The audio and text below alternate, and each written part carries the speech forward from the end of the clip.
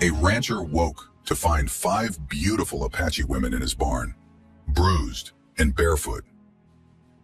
Before we dive into the story, don't forget to like the video and tell us in the comments where you're watching from. The wind had a way of waking Flint McCollin before the light did. It slipped under the cabin door, carried dust through the cracks in the walls, rattled the warped window panes just enough to nudge him from sleep. His eyes opened to dark. No birds yet, no sun, just the steady breath of wind moving across the high plains outside Cold Mesa. He sat up slow, no hurry in his bones anymore, but everything hurt.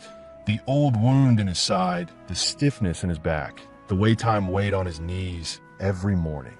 He reached for his shirt, draped over the chair where he left it. Canvas, faded, torn at the elbow. Pulled it on, then boots. Always the boots next. The small cabin was still just a bed, a stove, a table, and 2 chairs. One broken, the other where he ate alone every night. A lantern sat on a shelf. Flint struck a match, lit the stove, and filled the kettle from the basin. He reached for the tin cup and sipped water to rinse out the bitter taste of sleep.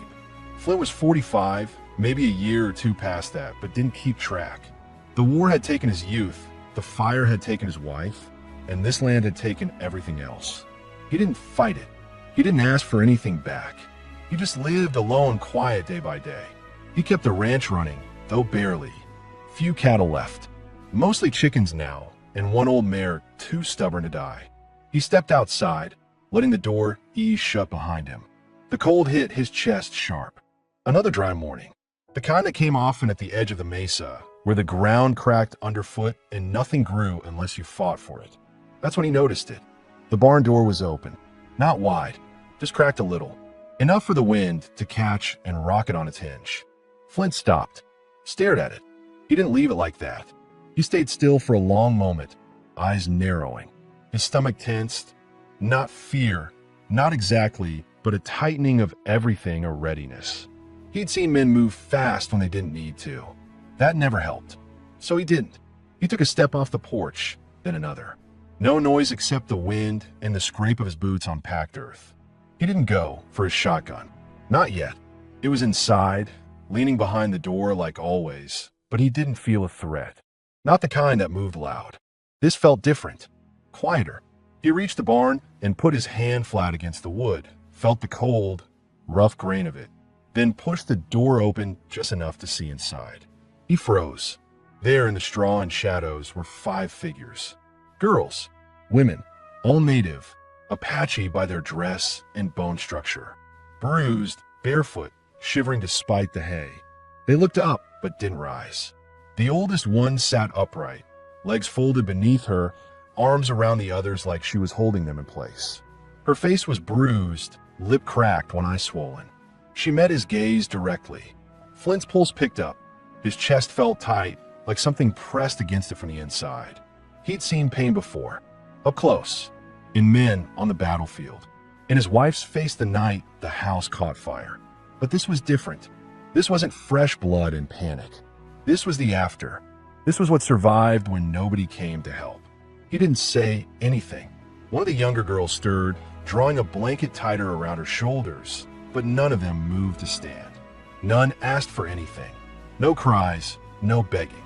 Just 5 silent bodies in the hay, clinging to each other like they'd stopped expecting anyone to care. Flint took a slow step back. He didn't ask where they came from, didn't ask who hurt them. There were questions a man didn't need answers to in the moment. First came food, warmth, space. He let the barn door close and walked back to the house. His thoughts ran quiet but fast. They'd come in the night, on foot, most likely, injured, exhausted. They had nowhere else to go. He knew what that felt like. Not the same kind of hurt, but close enough. Grief had driven him into silence. He didn't know what had driven them, but it had left bruises.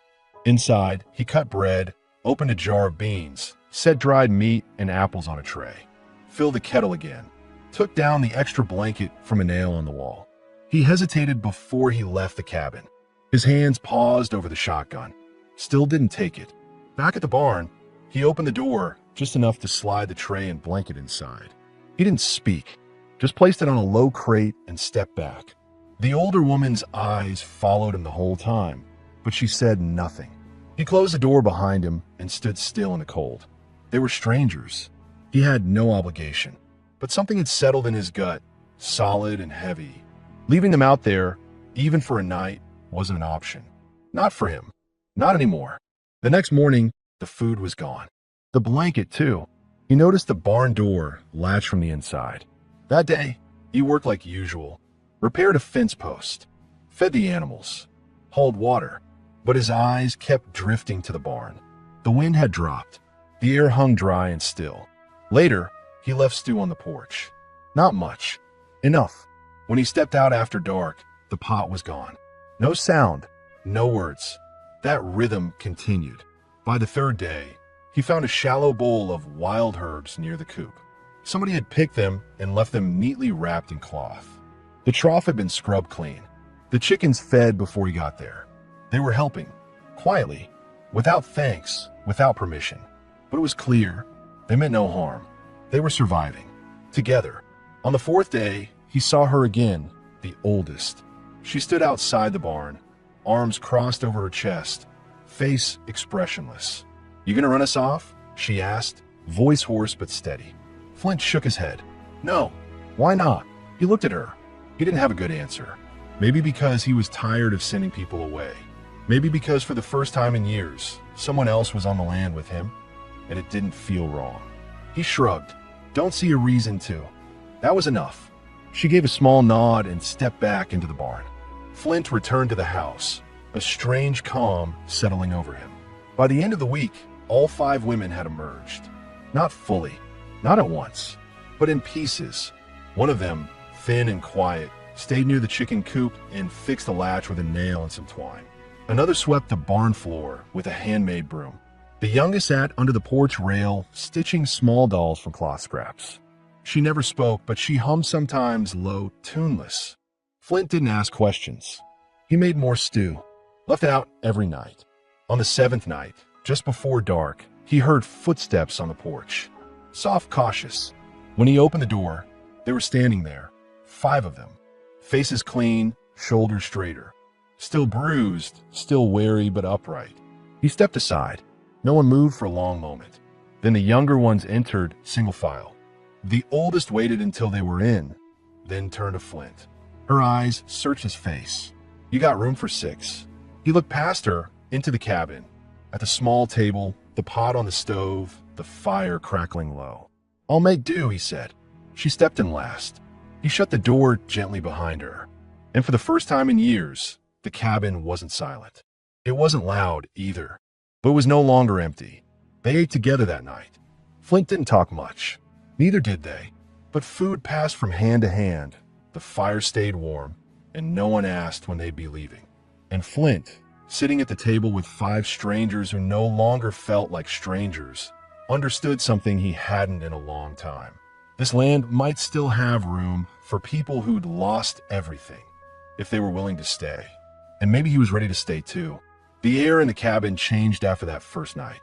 Not all at once, but something subtle shifted, like the weight of silence eased just enough for breathing to feel different. Flint McCollin woke early, as he always did, but now the fire had already been stoked.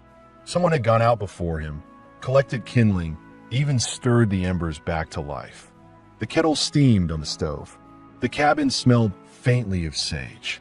He stood by the window, cup in hand, watching the morning light creep over the mesa.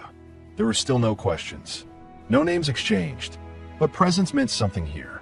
The 5 women didn't cling to him, didn't intrude. They moved through the day with the kind of discipline that came from hardship, silent, efficient, watchful. They weren't visitors.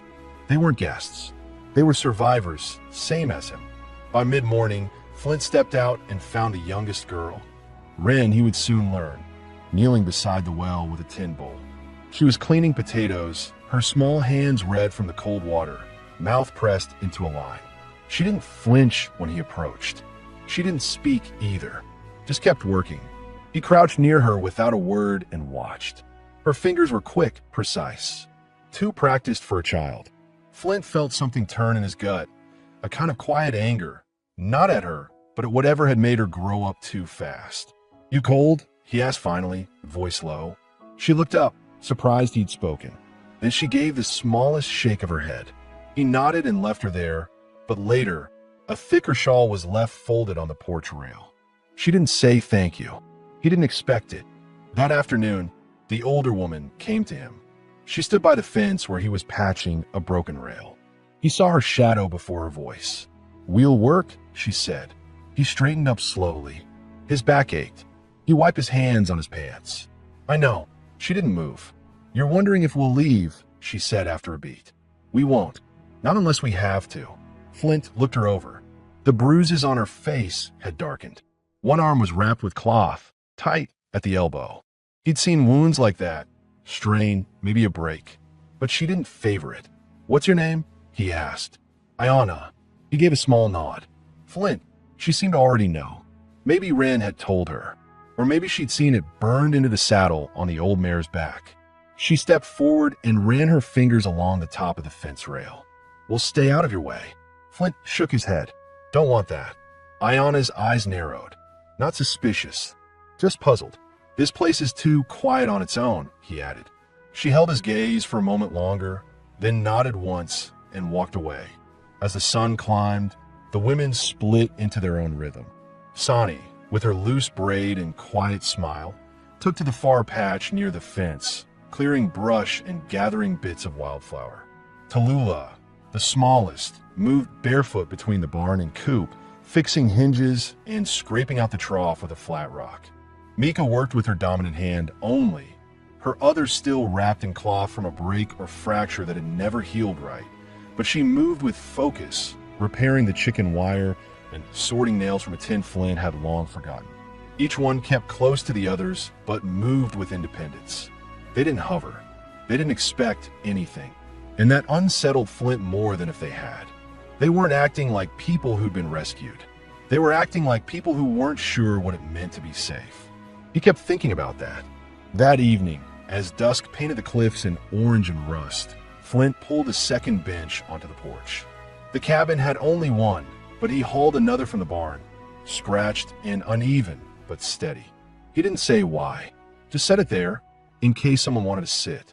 When he went back inside, the stew pot was already full. Someone had taken the last of the beans and dried meat and stirred it together without being asked. Bread was warm, the fire strong. The 5 women gathered slowly, one by one, taking their places around the table without speaking. Flint watched them for a long time before he joined. Wren sat closest to the hearth. Mika took the spot nearest the door. Ayana sat across from him. Midway through the meal, Flint set his spoon down. "Where are you from?" he asked. The question hung in the air. Ayana met his gaze. The others froze, listening. "South," she said. "Beyond the cliffs. A place no one names anymore." He nodded. It was enough.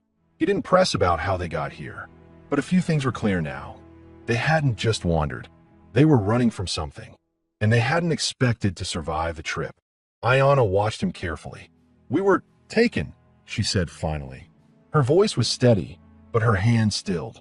"Held. For trade. For worse." Flint's jaw tightened. He didn't look at the others. He just nodded slowly. "Whoever had you," he said, "they looking. Maybe. Don't know if they care enough to come this far." He looked toward the window. The wind was rising again, same as it always did this time of year. Distant, dry, unforgiving. "If they come," he said, "they won't get far." She didn't thank him. She didn't smile. She just went back to eating. That was enough. Later that night, Flint lay awake longer than usual. The cabin was quiet, the fire dying low, the smell of stew and dust still hanging in the air. He stared at the ceiling, listening to the small sounds, the soft creak of wood as someone shifted on the floor, the rustle of cloth as Wren turned in her sleep. They were here now, not just passing through, not temporary. That was a decision he'd made. And somewhere deep down, he realized it didn't scare him.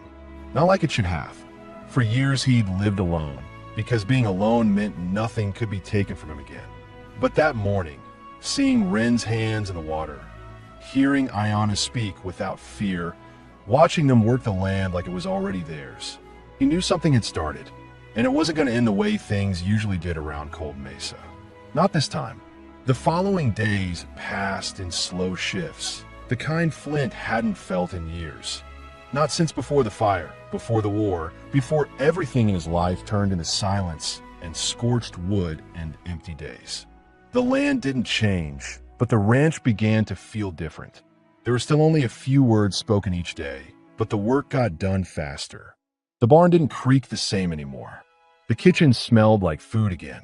In the morning, Flint walked the fence line with Ayanna. Not together, but close enough to hear each other's boots. She didn't speak unless necessary. That suited him fine. He watched her sometimes when she thought he wasn't looking. How her eyes scanned the horizon more than the ground. How she always carried a length of rope coiled around her shoulder like it was a habit she couldn't break. She didn't ask for tools. She just used what she found. Sonny had started marking small lines in the dirt beside the coop. Rows of tiny seeds she never explained. She planted them without permission. Flint didn't stop her. He'd always figured the soil was too poor to grow anything. But she watered it every day with leftover dishwater and moved stones to keep the wind from blowing it dry. Inside the house, Tallulah had begun fixing what was broken. Hinges, loose boards, cracked mugs. She had a way with her hands, light and sure, like she'd done it all before. She still didn't wear shoes, no matter how cold the mornings got. When Flint finally left an old pair of moccasins near the hearth, she ignored them. Mika took charge of the livestock. Quiet, fast-moving, always with her eyes on the barn door. The bruises on her wrist were still visible, though healing. She fed the chickens before dawn and brought water to the old mare without needing to be told. Wren barely left the cabin. She'd taken to sitting near the window, working with cloth scraps and twine. One morning, Flint found a small bundle of fabric on the table. A doll, stitched roughly but carefully. He didn't ask who it was for. That afternoon, Ayanna caught him outside, tightening the latch on the tool shed. She didn't come close, just stood a few feet back, arms crossed. "You don't ask much," she said. Flint kept working. "Would you answer if I did?" She gave a short breath through her nose. "Maybe. Depends on the question." He looked up. "You the oldest?" "Yeah." He nodded slowly. "You pulled them out yourself?" "I did." He didn't ask how. The look in her eyes made it clear it wasn't clean or simple. It had taken everything she had. She glanced toward the cabin. They were going to be split up. Traded. One at a time. Her jaw tightened. "I had to get them out." Flint didn't say anything. He didn't need to. She kept speaking, voice low but steady. "Some white men, some half-drunk traders. One of them used to work for the cavalry near Fort Ellison. They think Apache girls ain't human. Just something to pass around and toss aside." Flint's grip on the wrench tightened, jaw clenched hard enough it ached. "You ever see a girl dragged by her braids from a wagon?" Ayanna asked, her voice sharper now. "You ever watch men laugh while she begged?" He nodded, slow and heavy. "Yeah." She stared at him a moment longer. "Then you know why we're not going back." "I wouldn't let you." She stepped back, something in her face easing, just a little. "You ain't like most." Flint shook his head. "Not anymore." That night, he went to the storage shed behind the barn. It had been years since he touched the pile at the back. Wooden boxes, canvas tarps, some things from the fire that he couldn't bring himself to burn or throw out. He found what he was looking for. A spare rifle, half rusted, wrapped in oilcloth. He cleaned it until his fingers ached. Then another. He didn't tell the women. But the next day, the rifles were leaned by the door, oiled, loaded, ready. Just in case. The next morning, Sonny came to him while he was shoveling grain into the trough. She waited until he was done, then stepped closer. "You think they'll come?" He didn't lie. "If they do, it won't be for kindness." She nodded. "Then we'll be ready." There was no panic in her voice. Just fact. Like she'd already accepted that staying safe meant preparing for the worst. Flint thought back to his time in the war. How women and children were always the ones left to bury the dead after the men with guns moved through. These women weren't waiting to be protected. They were preparing to fight if they had to. That night, the porch felt different. Ayanna sat on the top step, Mika beside her, knife in hand, sharpening an old stick. Sonny knelt by the fence post, watching the horizon. Tallulah cleaned an old bucket with sand. Wren stayed inside, humming soft to herself as she stitched. Flint stood in the doorway and watched them, not as a stranger, not as someone apart, but as someone quietly falling into step with them. These women weren't fragile. They weren't saved. They had saved themselves. All Flint had done was leave the door open. But that door mattered. And now, he understood. This ranch wasn't just his anymore. It belonged to all of them. And whatever was coming, they'd meet it together. Flint woke before the first crack of light. Not because of the wind or the cold, but because something didn't feel right. It wasn't sound. He'd grown used to the soft movement in the cabin. Wren's quiet shuffling before dawn, the scrape of a wooden spoon against the pot, the whisper of fabric as Ayanna stirred the fire. No, it was something tighter, heavier. The air itself felt braced. He stepped into his boots and shrugged on his coat, moving silently through the cabin. Wren was asleep near the hearth, curled tight, her stitched doll clutched against her chest. Sani and Tallulah were bundled together beneath spare blankets near the corner. Mika wasn't inside. The front door creaked as he eased it open. The wind had died down, and the land was frozen in that cold silence before sunrise. In the yard, the sky glowed faint gray and blue. A figure stood near the barn, facing away. It was Ayanna. She was still. Flint approached without speaking, watching the rigid line of her shoulders, the way her arms were crossed tight over her chest.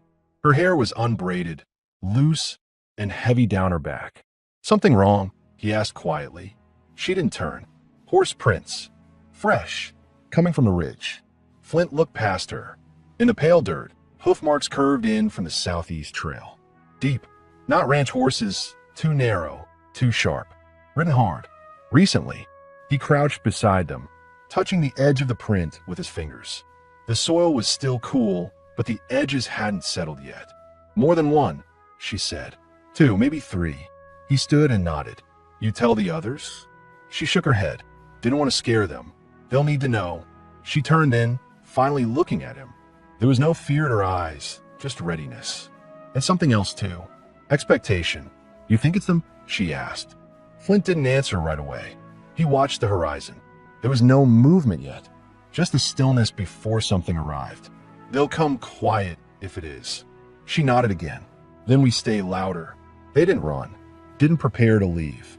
Instead, the women gathered just after breakfast. Flint told them about the tracks. No panic, no shouting, just clear words around the table while steam rose from the chipped mugs and fire cracked behind them. "We don't know for sure," he said. "Could be travelers. Could be worse. We're not going," Ayanna added. "Not again." The others agreed without hesitation. Even Wren, silent as she was, stood up and moved to Mika's side.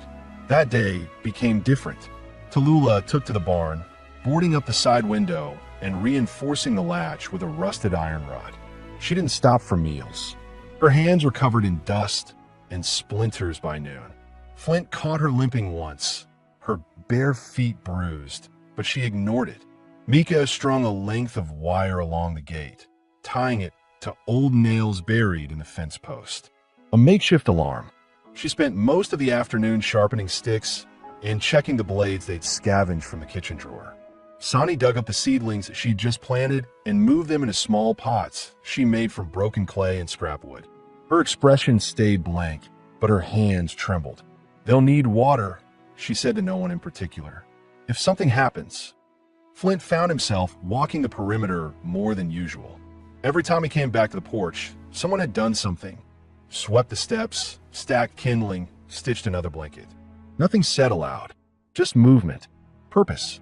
By evening, the women sat together for the first time since arriving, outside, near the fire pit. Ayanna was sharpening a blade against a rock. Mika passed a tin flask between them. Wren held a stick and traced shapes in the dirt. Flint stood off to the side, arms crossed. He watched them not as a protector, but as a witness. They weren't asking him to save them. They weren't hoping for someone to take charge. They were ready to hold the line. "I was 10, Sani said suddenly, voice flat, "when the first man tried to take me." The others didn't flinch. They kept listening. "My uncle broke his neck. Got shot for it. She sipped from the flask, eyes still on the dirt.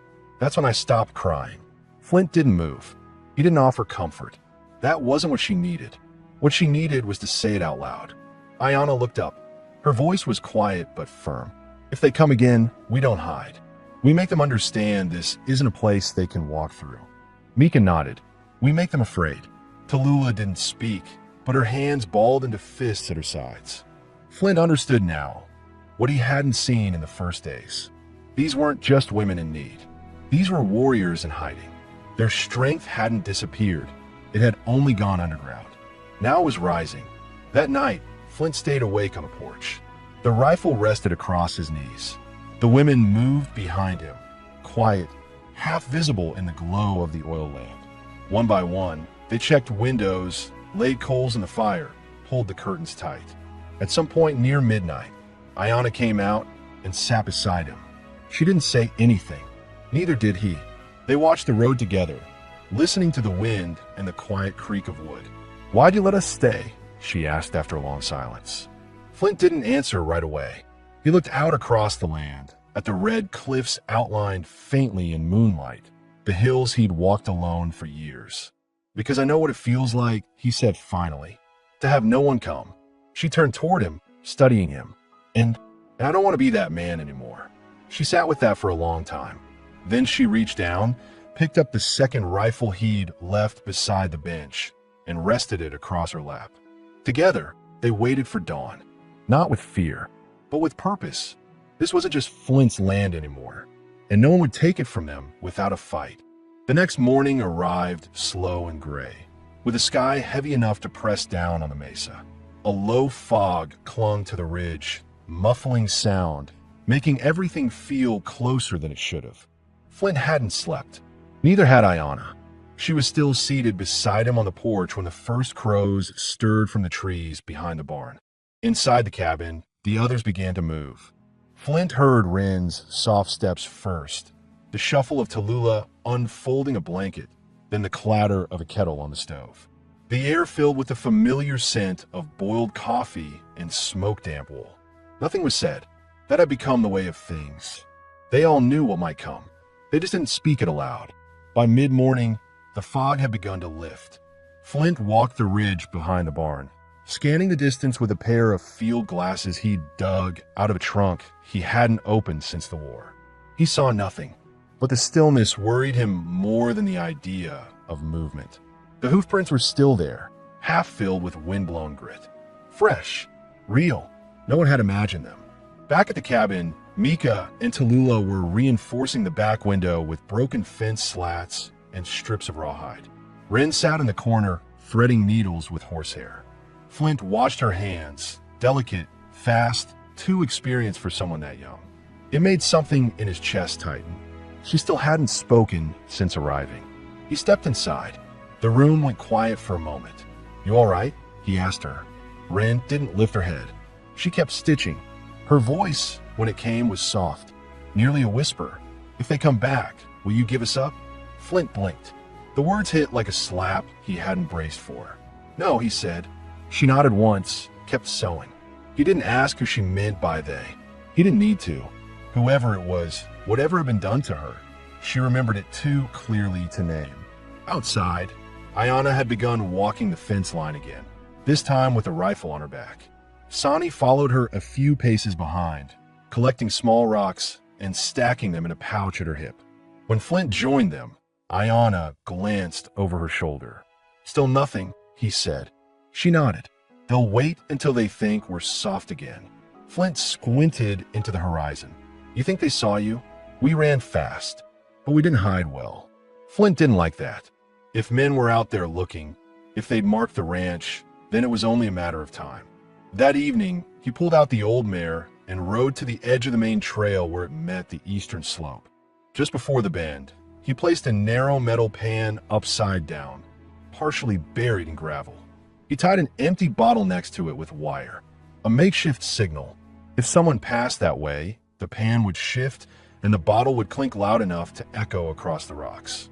He didn't tell the women. Not yet. When he got back, the porch was quiet. Ayanna was seated again, polishing a blade. This time, she spoke first. You ever lose someone? He sat down slowly beside her. The sky was fading into a dull orange. My wife, he said. Ayanna didn't turn. Fire. Yeah. She was quiet a long time. I lost a brother. And a sister. Same fire, different hands. Flint nodded. You see it happen? No, she said. But I saw what was left. They sat in silence, both staring forward, both knowing nothing would fix what was already burned. Inside, the sound of laughter broke the stillness. Tallulah had dropped something, probably a pan, and Mika muttered something sharp in response. Sonny laughed once, short and real. Flint glanced toward the door. You know, Ayanna said, they didn't laugh like that before. He didn't answer. He just watched the light in the window and realized she was right. Later that night, after the fire was low and the wind had quieted, Flint stood watch again. He thought about the things he still didn't know. Why Ayanna had scars beneath her collarbone. Where Mika had learned to gut a chicken in less than 30 seconds. How Sonny always knew where to find wild garlic. What name Ren had before it was stolen from her.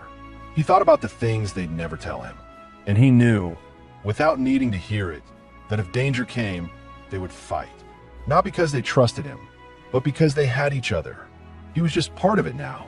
Part of something that didn't need to be said. Around midnight, the bottle clinked. Barely audible, but enough. He stood fast, rifle in hand, eyes on the trail. Someone was coming. He didn't wake the others. Not yet. He just stood there in the dark, steady, silent, watching the edge of the land he called home. And now, so did they. And if someone meant to take that away, they'd have to go through him first. The sound had been faint, barely more than a clink in the wind. But Flint had lived through enough nights with worse men and worse odds to know the difference between wind and warning. He stood still for almost a full minute, rifle held loosely but ready, eyes locked on the slope east of the barn where the trail curved down from the ridge. No movement yet, but whoever it was had triggered the trap. That meant they were close.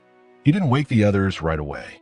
He stepped down from the porch and moved toward the barn with slow, measured steps, boots crunching in the dry gravel.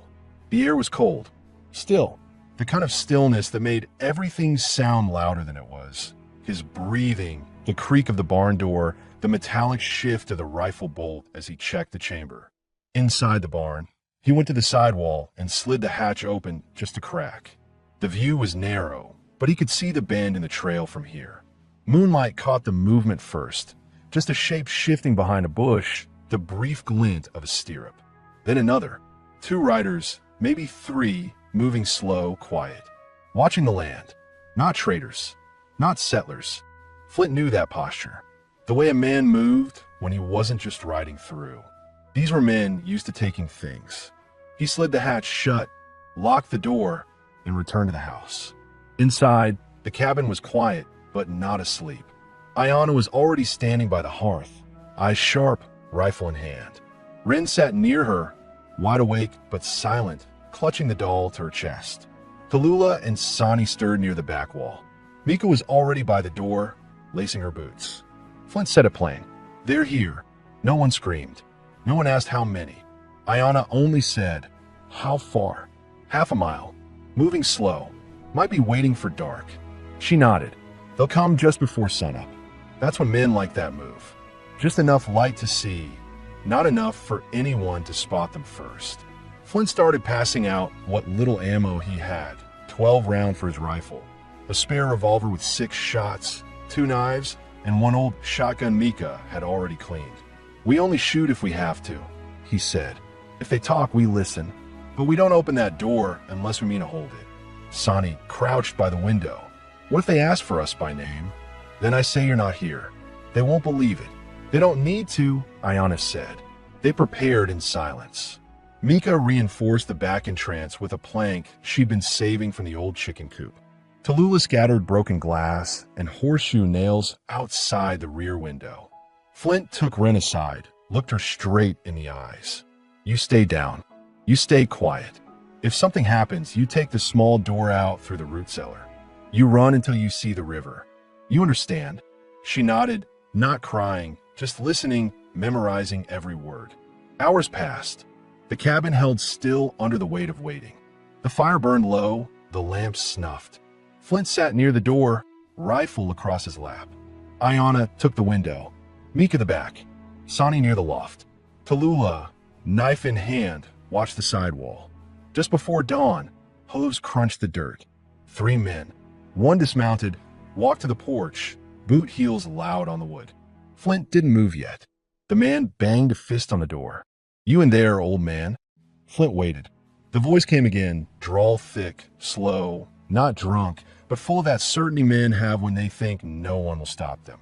"We're looking for something that came through here. A few girls. Might have been traveling together. Might have been Apache. Don't care either way." Flint stood up. "Ain't seen anyone. Liar. You can move on. Or we can settle this now." A long pause. "You threatening us?" "I'm telling you the land here don't belong to you." Another beat.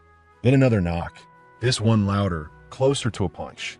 Inside, Flint's hands tightened around the rifle. He glanced at Ayana, who gave a slight nod. "If I have to come in there." Flint opened the door. Slow, deliberate. He stepped out with the rifle held low but ready. The man standing there wore a long coat, unshaven, eyes bloodshot. 2 more flanked him, one younger, lean and twitchy with a revolver at his side, the other thick-necked with a shotgun slung behind his back. Flint said nothing. The man stepped forward. "I know they came through here. We tracked them for days. One of them broke my cousin's hand with a rock. You know how that feels, old man? Getting smashed like that while you sleep. You're not gonna find them.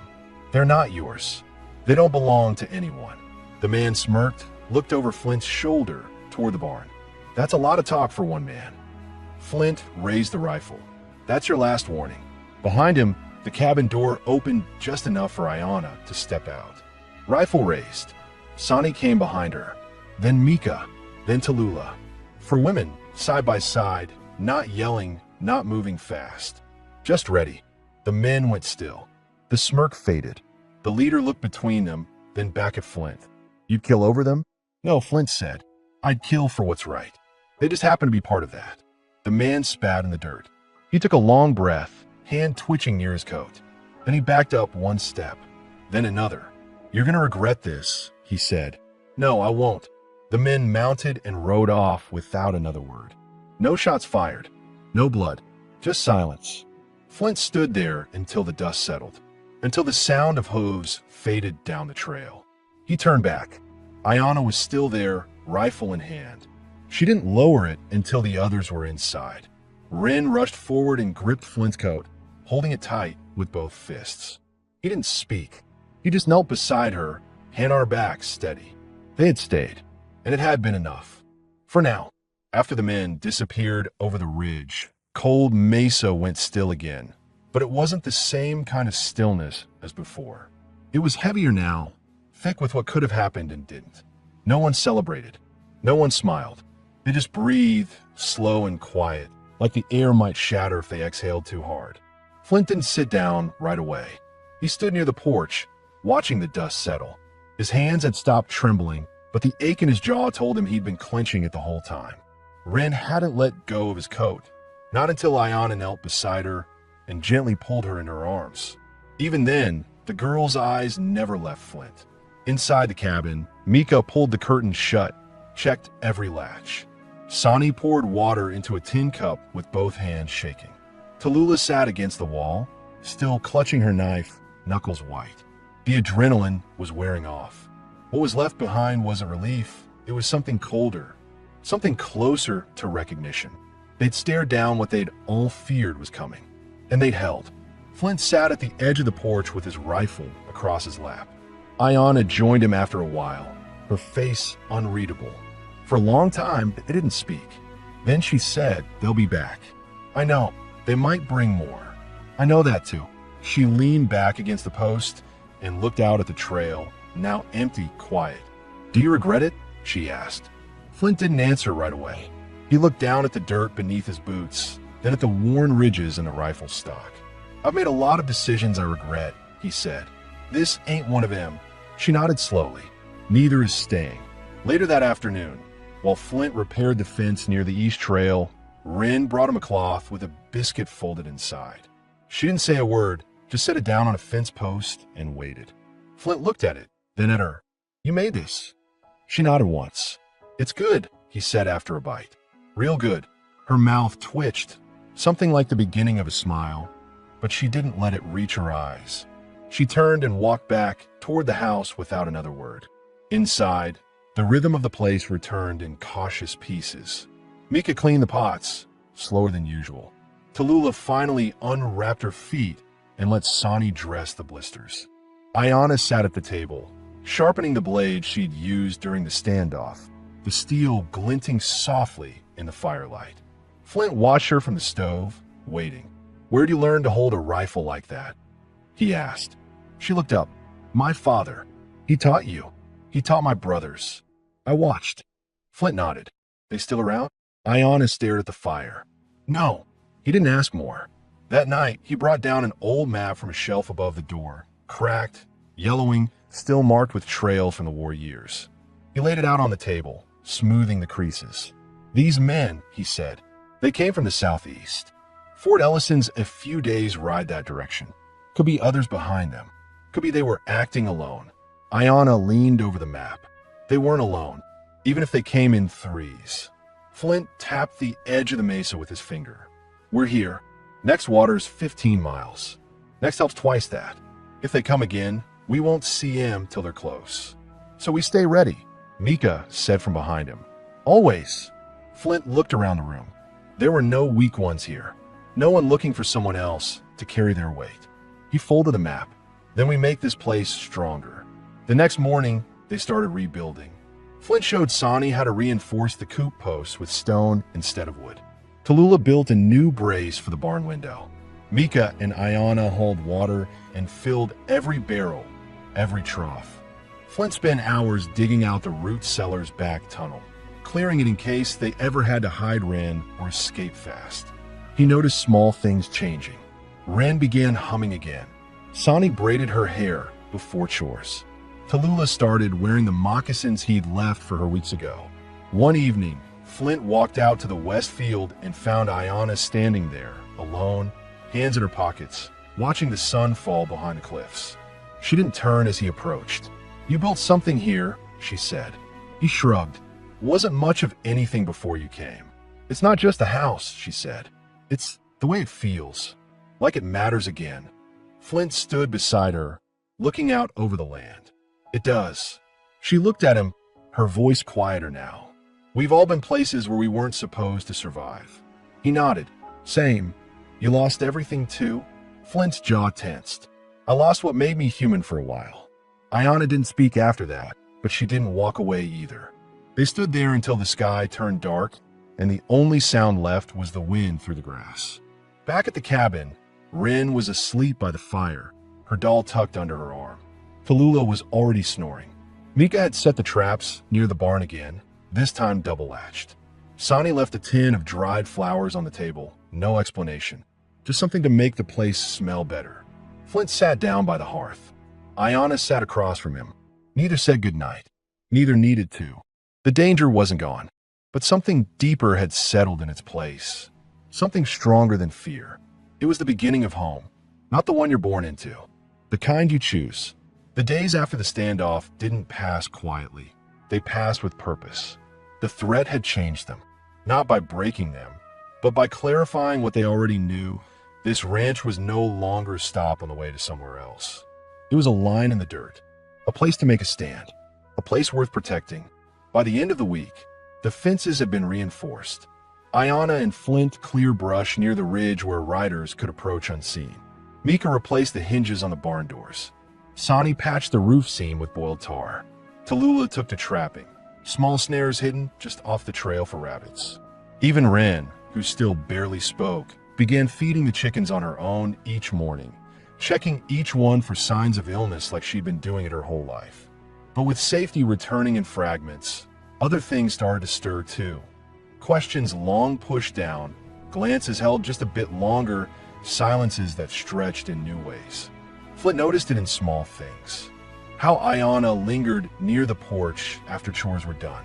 How she poured his coffee in the morning without asking, and he poured hers at night. They still didn't speak more than needed. But the weight of their silences had shifted, less about defense, more about understanding. One night, After Rin had gone to bed and the others were scattered in their own corners of rest, Ayanna sat by the fire, sharpening a blade, same as always.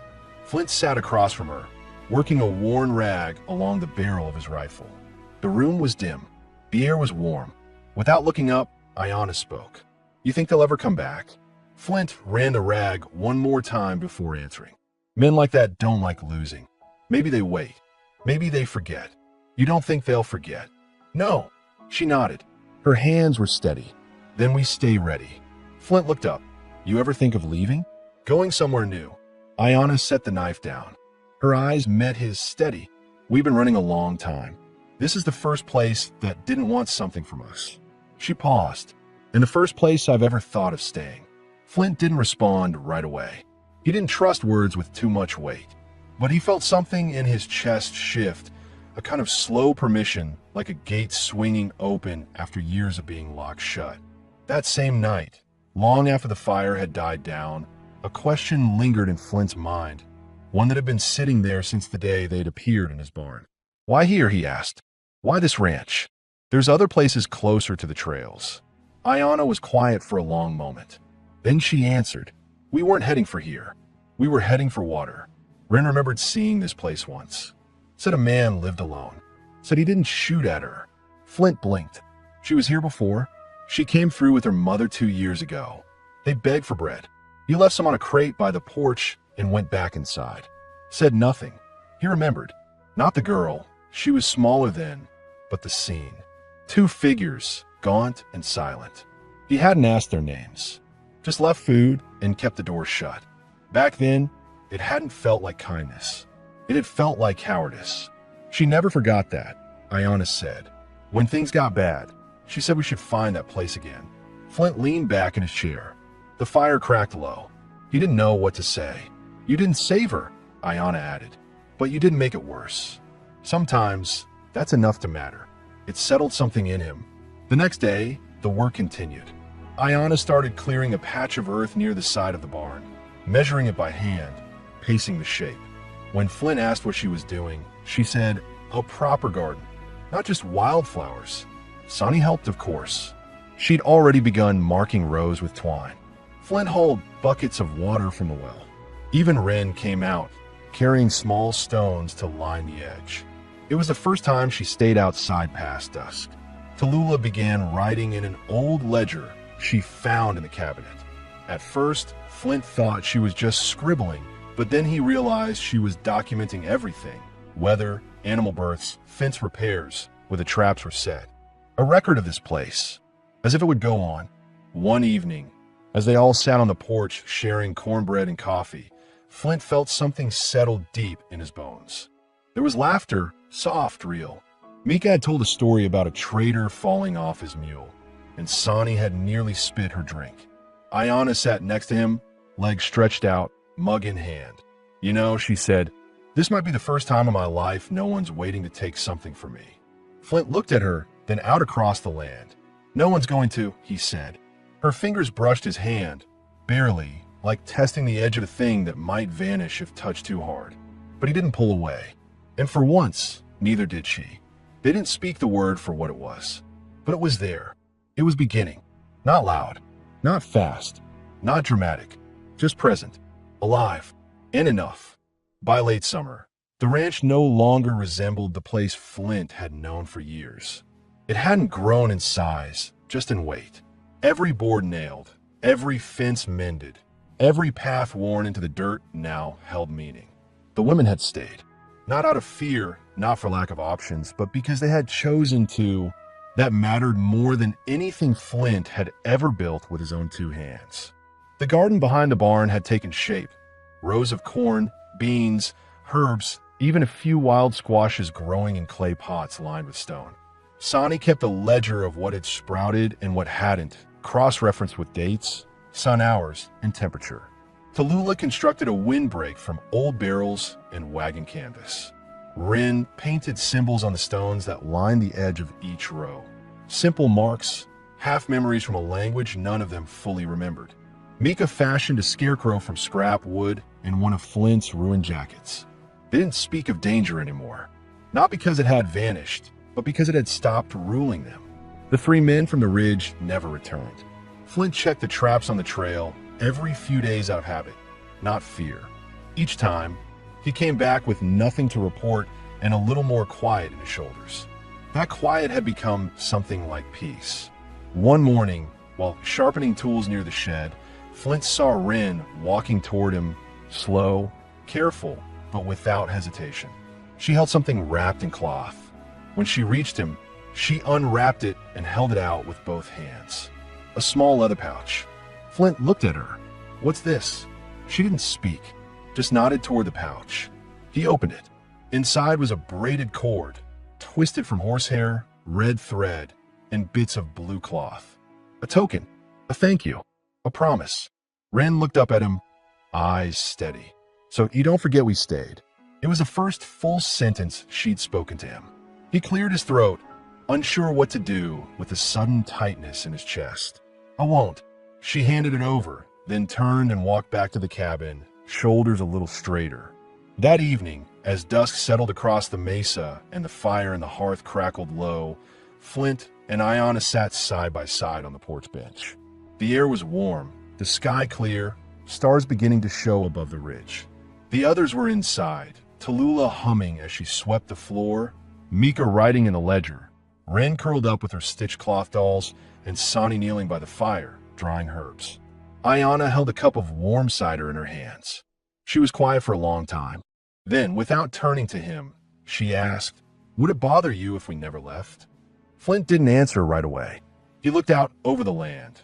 The barn, the fence, the tiny green shoots from the garden catching moonlight, the faint trail carved by weeks of footsteps, not hooves. "No," he said. "I think I'd notice if you were gone more than I noticed when you came."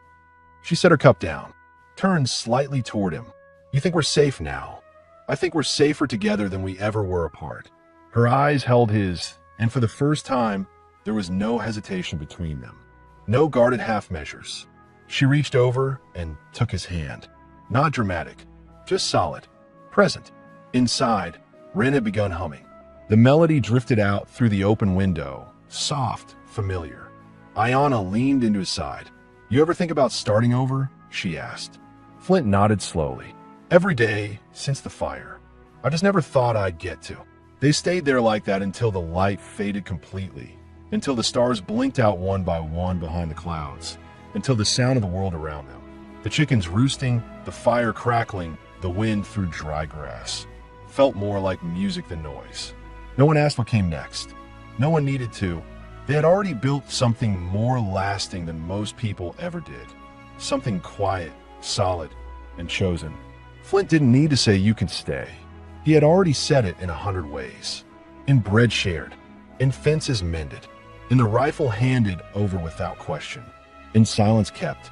Ayanna didn't say, "I love you." She didn't have to. She just stayed. And for a man who had lived most of his life in the echo of loss, that was everything.